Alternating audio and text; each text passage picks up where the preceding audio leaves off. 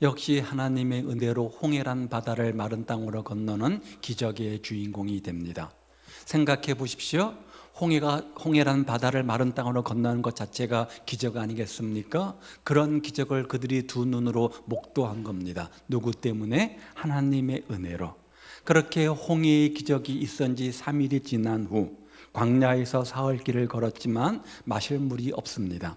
그때 이스라엘 백성들이 물을 찾다가 겨우 샘 하나를 발견했는데 그만 그 물은 써서 마실 수가 없는 겁니다. 그러자 그들은 애굽에서 그들을 구원하신 하나님, 홍해를 가르신 그 기적의 하나님을 잊어버리고 금방 좌절하고 낙담을 하고 맙니다. 자, 이것은 무엇을 의미합니까? 이 땅에서 살아가는 우리 성도들의 삶도 마라의 쓴물처럼 고난과 역경의 연속이라는 거예요. 그런데도 많은 사람들이 이런 고통 앞에서 하나님께 기도해서 문제 해결받을 생각은 하지 않고 왜 나에게 이런 문제를 주셨냐고 원망과 불평을 쉽게 쏟아놓는 경우를 보지 않습니까? 그러나 하나님은 기도할 때 기도하는 인생의 쓴물을 단물로 바꾸어 주시고 평안과 안식을 주시는 분이십니다. 그러므로 기적을 베푸시는 하나님을 믿고 여러분 어떤 인생의 쓴물 고난이 다가온다고 할지라도 원망하거나 불평하지 말고 하나님께 기도하는 저와 여러분 되시기를 주님의 이름으로 축복을 드립니다. 이것이 오늘 본문이 우리에게 교훈하는 내용 아닙니까? 여러분 인생의 쓴물이 무엇입니까? 여러분으로 하여금 눈물 짓게 만들고 근심과 걱정과 한숨 짓게 만드는 삶의 문제가 무엇입니까? 이 세상에 사는 우리들도 예수 믿는 우리들도 전혀 고통 없이 살아갈 수는 없습니다. 개인의 문제가 있습니다. 가정의 문제가 있습니다. 사업의 문제가 있습니다. 인간관계의 문제가 있습니다. 더 나가서 마음속에 어떤 마음들이 있습니까? 미움의 마음도 있습니다. 원한의 마음도 있습니다. 절망도 있지요. 좌절과 열등 의식으로 인해서 여러 가지 고통을 받으며 우리가 인생을 살지 않습니까? 이 모든 고통이 한마디로 쓴물입니다. 그러므로 이런 쓴물을 단물로 바꾸지 않고 살아간다면 우리는 계속해서 고통 가운데 살아갈 수밖에 없는 거잖아요. 그런데 하나님은 어떤 인생 속에서 쓴물을 단물로 바꿔주시는가? 믿는 우리에게, 하나님의 자녀인 우리들에게 이런 고통의 쓴물을 단물로 바꾸시는 기적을 베풀어 주신다는 거예요. 그러므로 믿는 우리들에게는 고통에도 섭리가 있습니다. 전화위의 유복의 축복이 반드시 있습니다. 따라서 한 번 했다고 안 된다고 생각하지 마시고 두 번, 세 번, 네 번, 7전8기 정신으로 끝까지 노력하고 인내함을 통해서 마지막에 가서 승리하고 영광스러운 삶을 살아가는 우리 모두가 되시기를 주님의 이름으로 축복을 드립니다. 출애굽기에 보면 이렇게 쓴물을 단물로 바꾸시는 축복처럼 몇 가지 하나님의 축복들이 나오는데 우리가 몇 주간 그 내용들을 한번 살펴보려고 하고 오늘 첫 번째 축복은 쓴물이 단물되는 단물의 축복인데 이 본문이 우리에게 교훈하는 몇 가지가 있습니다. 첫 번째는 오늘 본문이 어떻게 시작이 되어지냐면 마라라는 동네에 이르렀더니 물이 써서 마시지를 못했다는 겁니다. 마라에 이르렀더니 그곳에 물이 써서 마시지 못하겠으므로 그 이름을 마라라 하였다. 무슨 말이에요? 3일 전에, 며칠 전에요? 3일 전에 3년이 아닙니다. 30년이 아닙니다. 불과 3일 전에 홍해의 기적을 맛본 이들입니다. 그런데도 그런 인생의 쓴물이 있다는 거예요. 그런 인생의 고난과 좌절과 실패가 있을 수 있다는 거예요. 우리 인생이 늘 탄탄대로 고속도로면 얼마나 좋겠습니까? 그렇지 못하잖아요. 여기 말하라고 하는 것은 쓰다, 고통스럽다, 괴롭다, 근심스럽다, 슬프다 그런 뜻입니다. 이스라엘 백성들이 이런 상황 속에 빠지게 되어지죠. 그들은 하나님을 잊어버렸습니다. 하나님을 생각지 못했습니다. 어떤 하나님이십니까? 방금 전 10가지 재앙을 피하게 하신 하나님 아닙니까? 방금 전 홍해를 가르게 하신 하나님 아닙니까? 그런 은혜의 하나님, 그런 기적의 하나님, 그런 축복의 하나님을 잊어버리고 순간적으로 그들은 물이 쓰다고 해서 낙심하고 절망 속에 빠지고 말았던 거예요. 그런데 우리 인생에도 이와 같이 마라가 있지 않습니까? 기적 뒤에도 고난이 있을 수 있습니다. 하나님의 은혜와 축복과 응답 뒤에도 반드시 하나님의 고난과 아픔과 슬픔이 있을 수 있다는 거예요. 낙담할 때가 있고요, 절망할 수가 있습니다. 가정생활도 그러합니다. 직장생활도 그러합니다. 자녀교육도 인생의 마라가 있을 수 있습니다. 이것이 인생 아닙니까? 이것이 신앙생활 아닙니까? 어떻게 탄탄대로 고속도로만 쭉 뻗어나가는 그런 인생을 살 수 있습니까? 슬픔도 만나고 고통도 만나고 눈물도 만나고 아픔도 만나는 것이 인생이요 신앙생활 아닙니까? 우리가 예수님을 잘 믿고 성령 충만하고 능력이 충만한 신앙생활을 한다고 할지라도 형통한 인생만을 살 수는 없는 겁니다. 마라의 고통도 있고요, 또 쓴물도 있고 아픔도 있습니다. 그러면 그러한 환난과 고통을 당할 때 우리는 어떻게 해야 됩니까? 어떻게 그 환난을 이길 수 있는 겁니까? 불신앙의 세상 사람들은 고난이 다가오게 되어지면 낙담하고 원망하면서 신세 타령하면서 아이고 내 팔자야, 내 인생이야 절망하겠지만, 그러나 하나님의 살아계심을 믿는 우리는, 하나님의 살아계심 섭리를 인정하는 우리들에게는 시련을 극복하는 방법이 있다는 거예요. 그게 뭐냐? 한번 보십시오. 로마서 5장 3절 시작. 우리가 환난 중에도 즐거워하나니 이는 환난은 인내를, 인내는 연단을, 연단은 소망을 이루는 줄 알미라. 자, 사도 바울의 권면입니다. 사도 베드로는 뭐라고 말합니까? 또 한번 읽어볼까요? 사랑하는 자들아, 너희를 시련하려고 오는 불시험을 이상한 일 당하는 것 같이 이상히 여기지 말고 오직 너희가 그리스도의 고난에 참여한 것으로 즐거워하라. 인생의 쓴물이 우리 앞에 다가올 때, 인생의 고통과 눈물이 다가올 때 어떻게 하라고요? 즐거워하래요. 즐거워하래. 여러분, 고난이 좋은 거예요? 고난이 기쁜 거예요? 고난이 웃을 만한 거예요? 고난 받으면 행복합니까? 고난은 슬픈 거잖아요. 고난은 고통스러운 거잖아요. 고난은 힘든 거잖아요. 인생의 쓴물이 내 앞에 왔는데 어떻게 그 쓴물 때문에 나는 기쁘다, 나는 행복하다, 나는 주님을 찬송한다 이렇게 말할 수 있는 겁니까? 아이고 내 팔자야, 아이고 내 신세야, 이것이 정답 아닙니까? 그런데 즐거워하라, 즐거워하라, 즐거워하라. 아니, 고난 당하는 거 그거 당연한 것이니까 그렇게 알아, 이렇게 말씀하는 것 아닙니까? 왜 우리가 즐거워야 됩니까? 어떻게 즐거워할 수 있습니까? 뭐라고 말하는 거예요?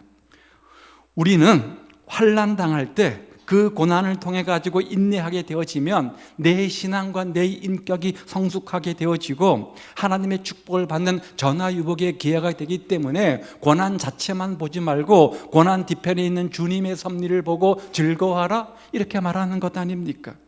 그러므로 전화유복의 하나님, 고난이 변하여 눈물이 변하여 쓴물이 변하여 단물 되게 하시고 기쁨 되게 하실 그 주님을 바라보고 즐거워하는 저와 여러분 되시기를 바랍니다. 잃어버린 즐거움을 믿음 안에서 다시 찾으시기를 바랍니다. 그런 섭리를 믿으면 오늘 나의 실수도 나의 고통도 아픔도 변화해서 큰 은혜와 축복이 될 줄로 믿습니다. 우리 모두가 하나님을 믿기 때문에 인생의 쓴물이 다가온다고 할지라도 원망하거나 낙심해서는 안 된다는 거죠. 그런데 두 번째 교훈을 보십시오. 백성들의 반응에 나와 있습니다. 그들이 어떻게 했다고요? 원망했다고 하네요. 한번 읽어보죠. 시작. 백성이 모세에게 원망하여 이르되 우리가 무엇을 마실까 하며. 마라의 쓴물을 만나게 되어지자 이스라엘 백성들은 누구죠? 모세를 원망하기 시작합니다.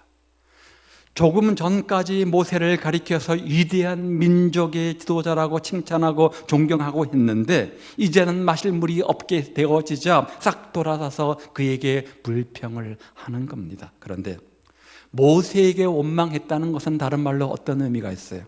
결국 모세를 세우신 하나님을 원망했다는 것 아닙니까?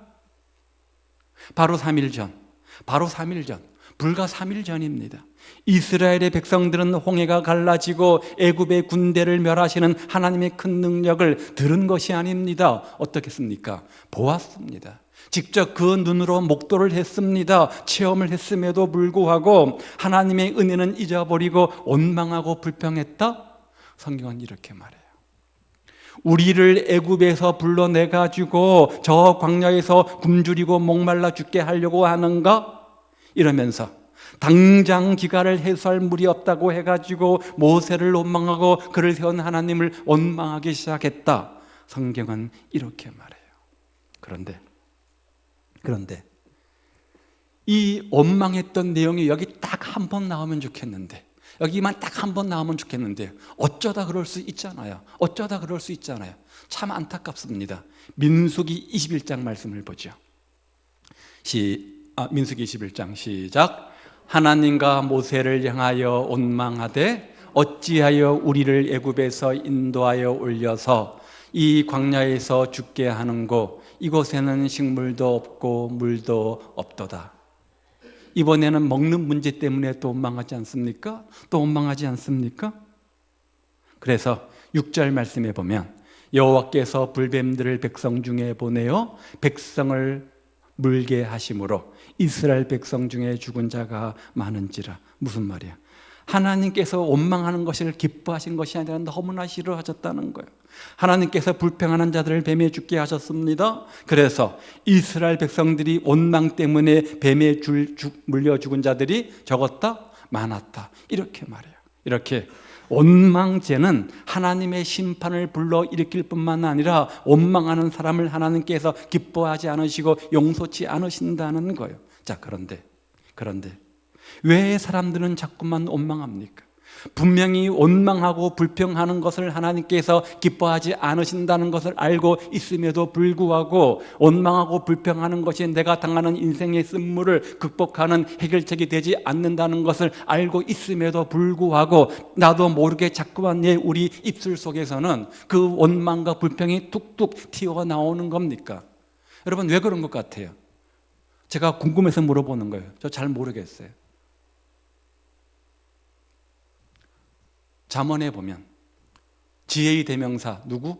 솔로몬이요. 이렇게 말해요. 한번 볼까요? 자, 시작. 사람이 미련함으로 자기 글을 굽게 하고 마음으로 여호와를 원망한다.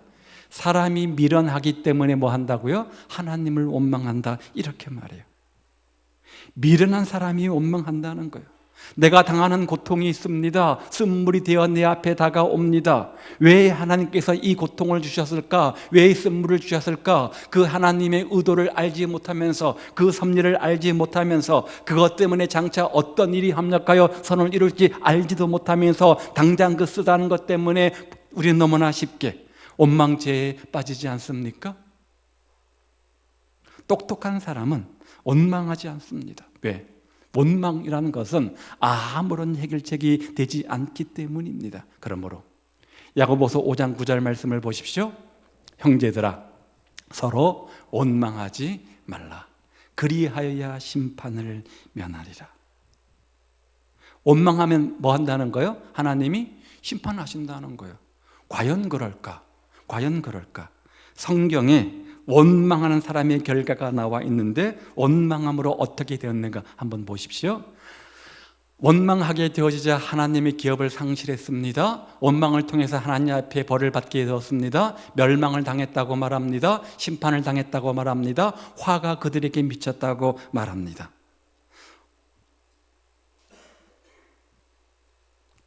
원망의 반대가 뭐예요? 감사하는 겁니다. 원망이라고 하는 것이 그 문제의 해결책에 아무런 도움이 되지를 않습니다. 따라서 원망 대신에 감사하는 저와 여러분 되시기를 바랍니다. 바로 감사의 주인공 되시기를 바랍니다. 행복은 감사의 나무에 피는 꽃이고 불행은 불평의 나무에 피는 독버섯과 같은 겁니다. 여러분, 고생한다고 해서 원망할 필요가 없습니다. 되게 고생한 사람이 나중에 잘 되고 고생 끝에 낙이 온다고 하지 않습니까? 고생 끝에 목적을 달성해야 그것이 의미 있고 고마운 것 알아요. 추위에 떨어본 사람이 따뜻함의 의미를 아는 것 아니겠습니까? 굶주려 봐야지 밥 한 그릇 가지고 감사합니다. 반찬 투정이 싹 사라지는 겁니다. 목말라 봐야 물 한 그릇이 얼마나 귀중한지 깨닫는 겁니다. 원망해봐야 그 문제의 아무런 해결에 도움이 되지를 않습니다. 세 번째는요, 모세의 반응을 볼까요? 한번 읽어보겠습니다. 시작. 모세가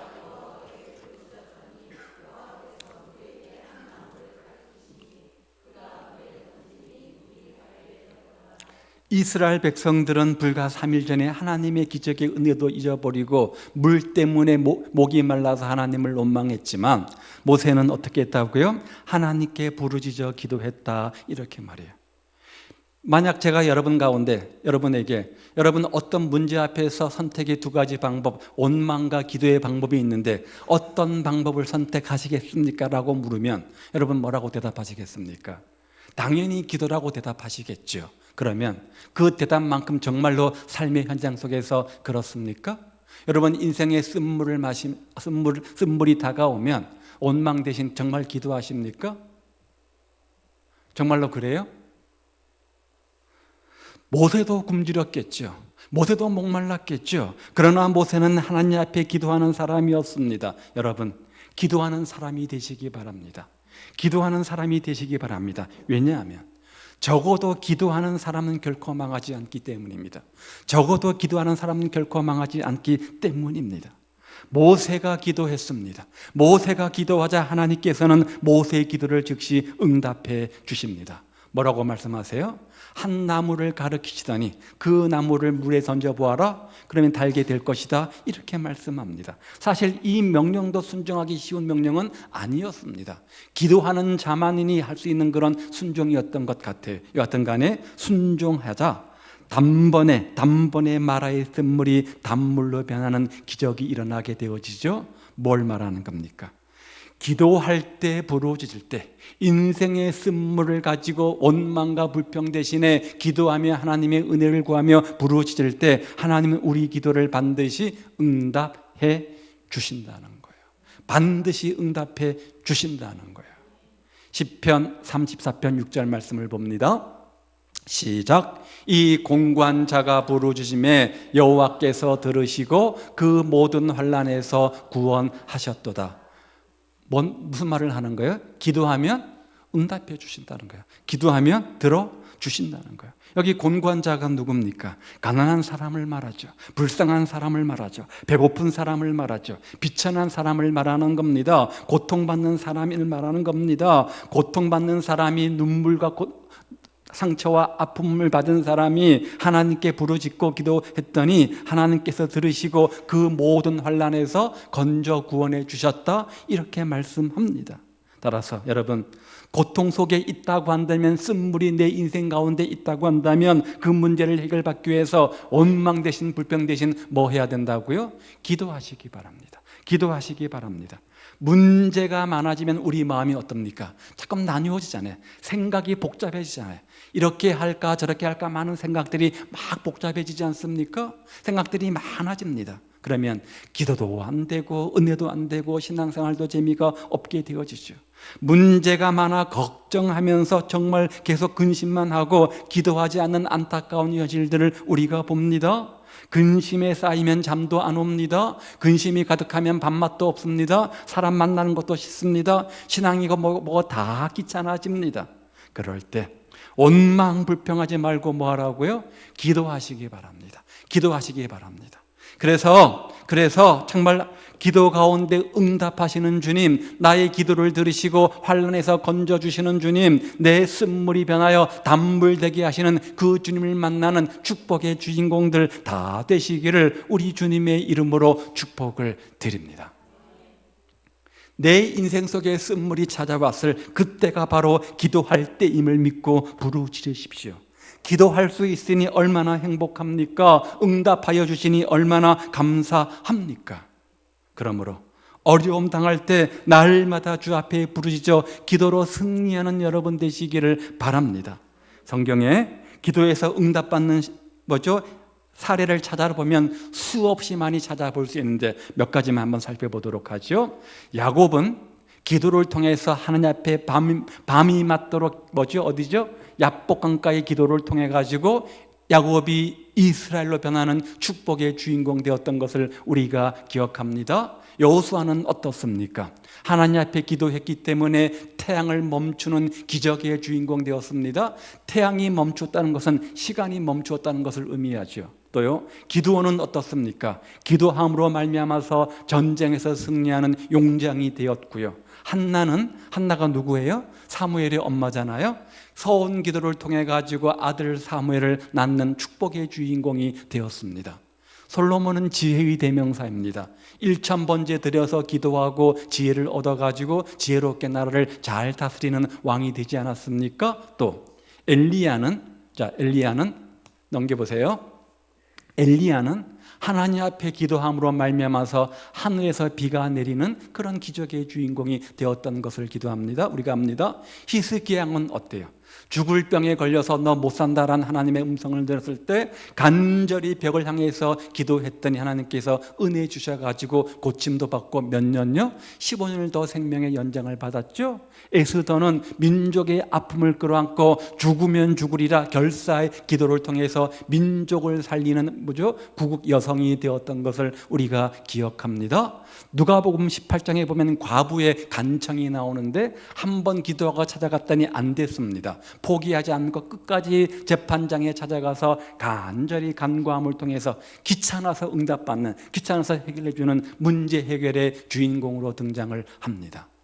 우리 예수님은요 날마다 습관을 따라서 기도하셨다고 했습니다. 겟세마네 동산에서 기도하셨습니다. 어떻게 해요? 땀방울이 빗방울 될 만큼. 여러분 간절한 기도해 보셨습니까? 땀방울이 빗방울 될 만큼 기도해 보셨습니까? 30분이고 1시간 기도했더니 너무 힘이 빠져서, 너무 기운이 빠져서 일어설 수 없을 만큼 그런 간절한 기도를 드려보셨습니까? 우리 예수님이 그렇게 기도하셨대요. 그래가지고 그 다음에 어떤 일이 있었어요? 어디예요? 골고다 언덕, 갈보리 언덕에서 뭐 했습니까? 십자가에 못 박혀 죽으셨잖아요. 그 모진 고통을 이길 수 있는 비결이 뭐였습니까? 바로 전에 겟세마네 간절한 기도의 힘으로 말미암아 다 이루었다. 피를 쏟으시면서 십자가에 죽지 않으셨습니까? 이처럼 성경에 보면 기도 가운데 인생의 문제를 해결받고 전화유복의 축복이 된 사례들을 너무나 많이 찾아볼 수 있죠. 기도는 만사를 변화시킨다고 했습니다. 기도 말고 다른 이유가 없다고 말씀하셨습니다. 따라서 하루에 몇 시간씩 TV를 보면서 바빠서 신앙생활 할 시간이 없고, 바빠서 주 앞에 예배할 시간 없고, 바빠서 기도할 시간 없다고 말하지 말고 단 30분, 단 10분, 단 1시간이든 간절한 마음으로 기도해 보시기를 바랍니다. 그럴 때 어떤 놀라운 역사가 나타나는지 그것들을 두 눈으로 목도하시고 간증하는 여러분 되시기를 바랍니다. 기도하지 않으니까 뭐가 없어요? 응답이 없죠. 응답이 없으니까 축복이 없는 거예요. 하나님의 응답이 없고 축복이 없으니까 신앙생활에 기쁨이 있어요? 없죠. 신앙생활에 재미가 있어요? 없죠. 신바람 나는 신명 나는 신앙생활을 할 수 없는 거예요. 신앙의 뿌리가 있는 것 같은데 열매가 없습니다. 여러분, 잃어버린 기도를 찾아가지고 하나님 앞에 기도하셔서 간절한 기도의 주인공 되어서 이들처럼 응답의 열매의 주인공들 되시기를 바랍니다. 미국의 제16대 대통령 아브라함 링컨이 이렇게 말했어요. 시작.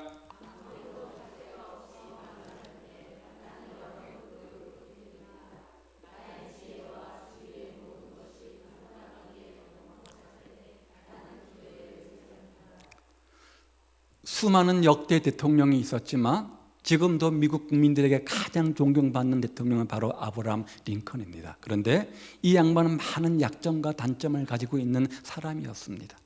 메이저리그 사람이 아니라 마이너리그 사람이었잖아요.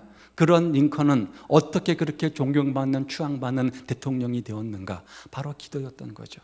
수많은 장벽, 수많은 벽, 수많은 문제 앞에 직면할 때마다 기도를 가지고 하나님의 지혜를 구하고 그 문제를 극복했다, 이렇게 이야기하고 있는 거예요. 고난당할 때 불평하지 마시고 기도하시기 바랍니다.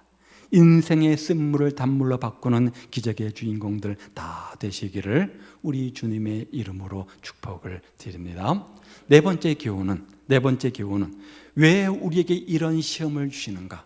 왜 우리에게 이런 시험을 주시는가라는 겁니다. 자, 하나님은 기적의 하나님이죠. 하나님은 능력의 하나님이죠. 하나님은 전능한 하나님이시죠. 맞습니까? 그러면 하나님께서 은혜를 베풀어 주셔서, 기적을 베풀어 주셔서 내 인생 가운데 쓴물이 없게 해주시면 되잖아요. 내 인생 가운데 고통이 없게 해주시면 되잖아요. 내 인생이 형통한 인생 되게 만들어 주시면 되잖아요. 하실 수 있는 분이잖아요. 그렇죠? 왜? 그러면 사랑하는 자녀라고 말씀하시면서, 사랑하는 아들아 이렇게 말씀하시면서 왜 내 인생에 쓴물을 주시는 거예요? 왜 쓴물을 주시는 거예요? 오늘 본문이 뭐라고 말해요? 시험이라는 거예요. 마라의 쓴물을 허락하신 이유가 뭐라는 거예요? 그들을 시험했다는 거예요. 시험했다는 거예요. 뭐를요? 그들의 믿음을, 그들이 말씀 가운데 순종하는지, 정말로 순종하는지를 시험하기 위한 것이죠. 시험했다는 거예요. 만약에 모든 것들이 내 뜻과 내 생각과 내 방법대로 형통하게 됐다고 한다면, 여러분, 그런 하나님을 기뻐하고 찬송하고 감사하고 더 큰 헌신을 하실까요? 아니면 못할까요? 모르겠어요. 안 돼봐가지고. 그런데 아마도 후자일 겁니다. 영적으로 교만해져서 모든 것이 내 뜻대로 다 되면 점점 하나님을 잊어버리고 내가 내 인생 주어 돼서 살아갈 겁니다. 그것을 아시는 주님께서 때로 우리 인생 가운데 적절한 시험거리를 주셔가지고 하나님을 의지하도록 만들어 주신다는 거죠. 하나님 말씀에 순종하면 기적과 치료의 역사가 나타난다는 거예요. 하나님께서는 이스라엘 백성들의 믿음을 시험하고 연단하시기 위해서 마라의 쓴물로 그들을 인도하신 겁니다. 그리고 마라의 쓴물을 단물로 바꾸시는 기적을 베푸시면서 이 사건 속에 귀중한 교훈 몇 가지를 이들에게 주시는 겁니다. 그게 뭐냐? 하나님의 율법과 하나님의 법도와 하나님의 명령에 순종하면, 즉 말씀에 순종하면 하나님께서 쓴물을 단물로 바꾸는 그런 치유를 베풀어 주신다는 거예요. 또 한 가지, 하나님 말씀에 순종하는 자들을 인생의 모든 환난과 문제들에서 건져내서 기쁨의 행복의 인생으로 바꾸어 주신다는 거예요. 순종하면 축복이 임한다는 거예요. 순종하면 이런 축복이 임한다는 거예요. 이것을 하나님께서 지금 교훈하고 계시는 거예요. 따라서 여러분, 듣는 것으로만 만족하지 마시고 듣고 실천하는 순종의 삶이 되시기를 바랍니다. 몸으로 주님을 섬기고 물질로 섬기고 시간으로 섬기고 봉사, 충성, 헌신하셔서 우리 모든 것 다 바쳐서 하나님께 순종하고 온전한 섬김을 통해서 하나님의 약속의 말씀대로 성취되는 축복의 치유의 주인공들 다 되시기를 우리 주님의 이름으로 축복을 드립니다. 문제는 뭐라고요? 순종입니다. 문제는 순종입니다.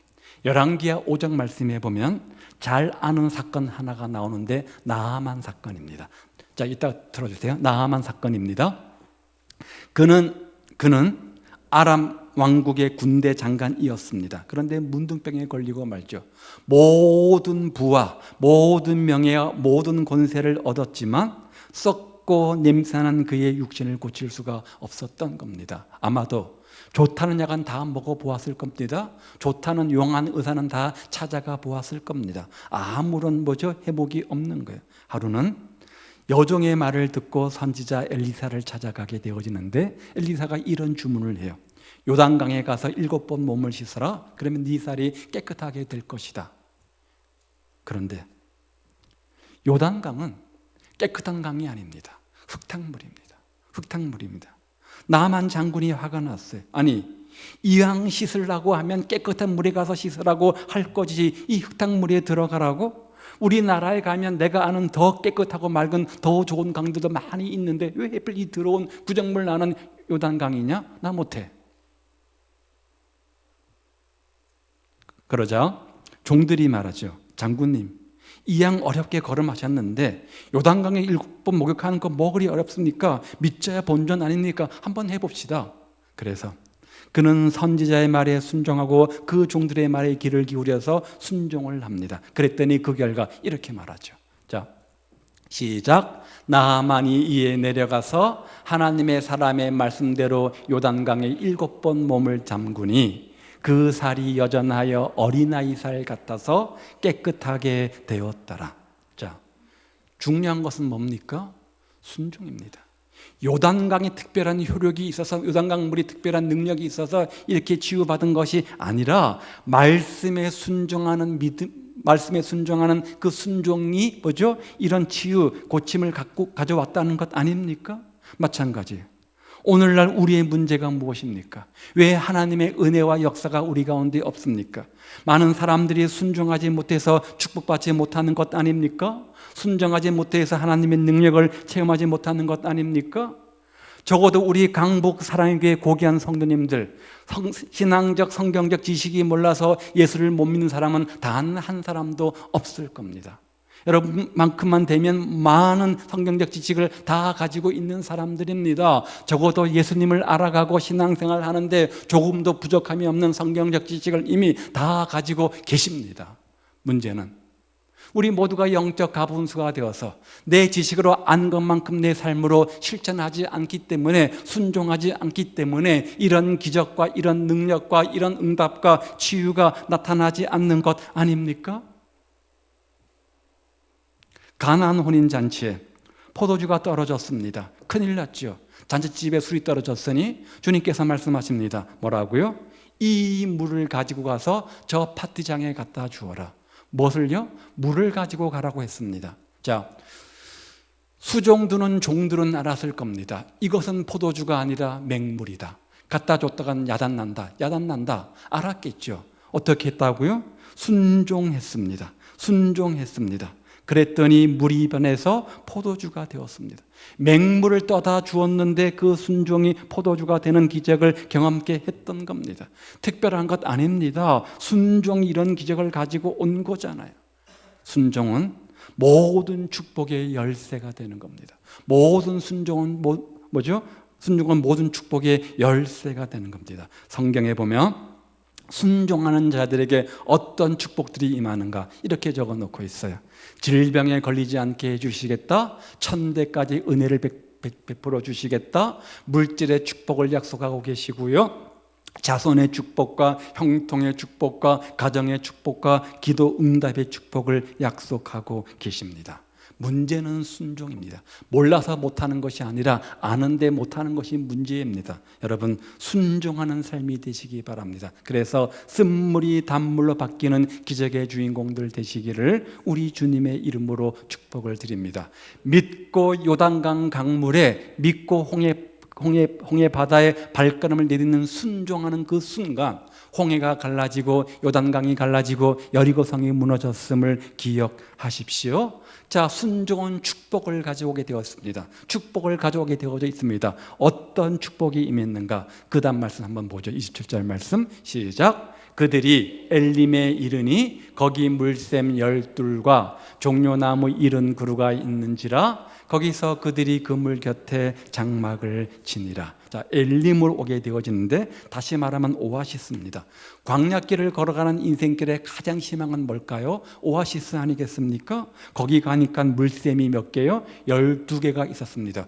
콸콸콸 쏟아지는 샘물이 12개가 있었으니까 마음껏 실컷 많이 목을 죽이며 마셨을 겁니다. 시원한 물을 마음껏 마실 수 있었던 거죠. 뿐만 아니라 종려나무가 몇 개요? 70그루가 있었습니다. 이 종려나무는 큰 가지를 쳐서 그늘을 만들게 하기 때문에 70개의 그늘막이 형성이 되어진 겁니다. 그러니 얼마나 편히 쉴 수 있었겠습니까? 이처럼 쓴물을 가지고 기도하며 말씀에 순종하며 나아가자 하나님은 이 백성들을 위해서 위대한 안식처를 여호와 이레로 예비해 놓고 계셨던 겁니다. 그게 뭐예요? 엘림입니다. 누가 이런 엘림의 축복의 주인공 될 수 있습니까? 쓴물 앞에 원망하지 않고 불평하지 않고 대신에 기도하며 약속의 말씀을 붙잡고 믿음으로 순종하는 자들에게 하나님은 엘림을 예비해 놓으셨던 겁니다. 우리 인생도 마찬가지예요. 지금 우리에게 고난이 있을 수 있습니다. 그렇지만 그 고난의 의미를 주님 안에서 찾고 하나님 앞에 말씀으로 순종하며 기도로 나아갈 때 하나님은 우리에게 축복의 장소 엘림으로 우리 삶을 인도해 주신다는 거예요. 마라에서 엘림은 10km입니다. 10km. 여기서 강남까지의 거리, 불과 걸어가면 3시간 정도의 거리, 가까운 거리에 있었던 거죠. 그런데 이스라엘 백성들은 하나님의 축복의 상징인 엘림을 보지 못했기 때문에 지금 당장 물이 없다고 불평하지 않았습니까? 그런데 우리도 마찬가지잖아요. 우리가 육신의 눈으로 볼 때 내 인생의 엘림이 없는 것처럼 보일 수 있습니다. 그래서 내 인생 마치 끝난 것처럼 하소연하고 탄식하며 낙심하는 이유가 바로 여기에 있는 거죠. 그러나 기억하십시오.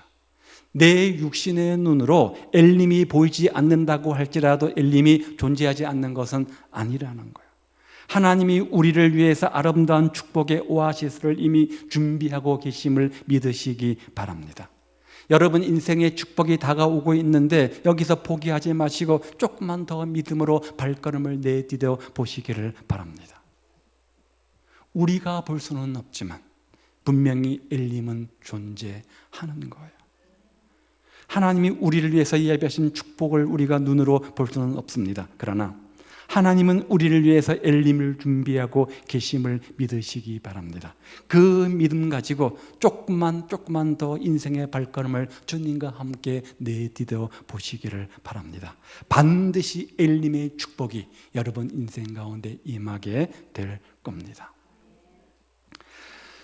인생의 쓴물을 만나서 고통 가운데 계십니까? 너무 힘드십니까? 넘어질 것 같습니까? 조금만 참으십시오. 주님 앞에 부르짖어 간절히 기도하시기 바랍니다. 십자가를 바라보고 붙드시기를 바랍니다. 그럴 때 하나님의 도움으로 쓴물이 단물로 변하는 축복의 주인공들 다 되실 겁니다. 우리 모두가 쓴물이 단물로 변하는 그런 단물의 축복의 주인공들 다 되시기를 우리 주님의 이름으로 축복을 드립니다. 기도하겠습니다. 오늘 여러분 인생에 쓴물이 있습니까? 그 인생의 쓴물 앞에 여러분의 반응은 무엇입니까? 왜 나에게 이런 고통 쓴물을 주셨습니까? 원망과 불평이 앞서지 않습니까? 그 원망과 불평이 그 문제에 절대로 해결책이 되지 않음을 기억하시고 모세처럼 그 인생의 쓴물을 끌어안고 간절히 기도하며 부르짖으십시오. 또 말씀에 순종하는 여러분 되십시오. 그래서 내 인생의 쓴물이 단물로 바뀌는 축복, 엘림의 축복의 주인공들 다 되게 하옵소서. 함께 기도합니다.